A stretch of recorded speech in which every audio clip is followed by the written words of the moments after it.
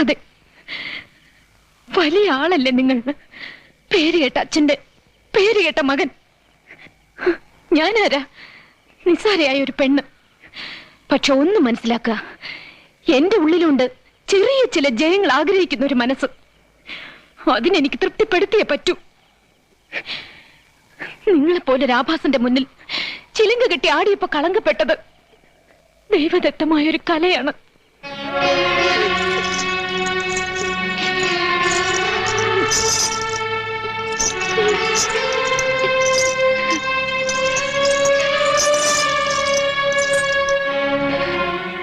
എന്റെ കാലുകൾക്ക് ഇനി ഈ ചിലങ്ക ഇടാനുള്ള യോഗ്യതയില്ല. ഉള്ളിൽ 1000 മുള്ളു കുത്തിയിറങ്ങുന്ന വേദനയിലും എനിക്ക് സന്തോഷിക്കാൻ ഞാനിതിവിടെ ഉപേക്ഷിക്കുകയാണ് എന്നേക്കുമായി.